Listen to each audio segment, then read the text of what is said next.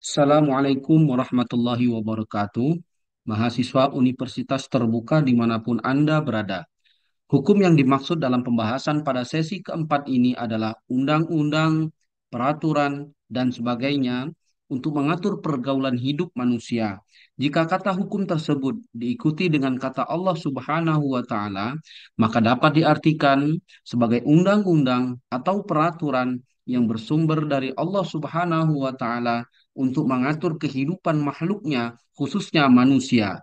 Lalu, yang dimaksud dengan hukum syariat menurut para ulama adalah seperangkat aturan yang berasal dari pembuat syariat, yakni Allah Subhanahu wa Ta'ala, yang berhubungan dengan perbuatan manusia, yang menuntut agar dilakukan suatu perintah atau ditinggalkan suatu larangan, atau yang memberikan pilihan antara mengerjakan atau meninggalkan.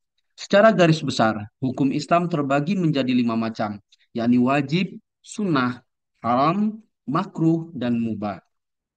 Selanjutnya, prinsip hukum Islam.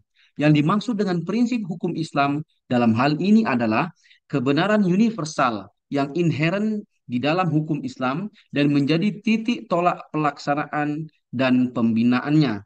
Sementara prinsip-prinsip hukum dalam Islam oleh para ulama dijelaskan sebanyak 7 prinsip.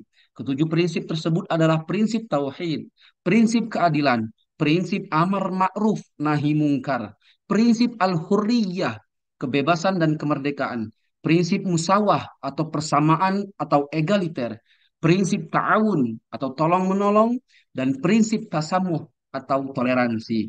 Selanjutnya, fungsi profetik agama, yakni kerasulan Nabi Muhammad Shallallahu Alaihi Wasallam dalam hukum Islam.